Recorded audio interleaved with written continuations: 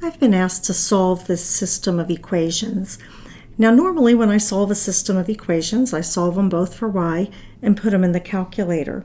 But when I look, the equation or the system I have doesn't have x's and y's. So the very first thing I'm going to do is change my a's and my b's to x's and y's.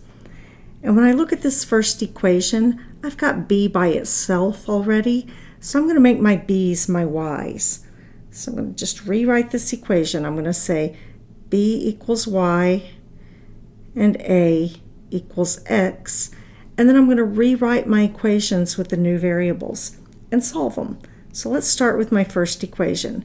5b is now going to be 5y equals 15. Instead of the a, I'm going to put an x minus 10. Now I can solve this for y. In order to do that, my y is already by itself on the left side, so all I need to do, it's being multiplied by 5, so I need to divide all three terms by 5. So I've got y equals 3x minus 2. Now I'm going to do my second equation.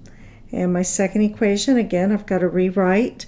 So instead of 24a, it's going to be 24x plus 6. Instead of a b, it's going to be a y equals negative 12. And I'm going to draw my line. Solving for y, so I'm circling the y term, including the sign. And I've got to move that 24x. So right now my 24x is a positive 24x. So to move it, the inverse of addition is subtracting 24x on both sides. Again, not putting it underneath the negative 12 because they're not like terms. So I've got 6y equals negative 12 minus 24x. My last step, y is being multiplied by 6. The inverse of multiply is to divide by 6. And so I have y equals negative 2 minus 4x. Now I'm going to use my calculator, and I'm going to put them into y1 and y2 of the calculator. Oops, don't want to do that. y1 and y2.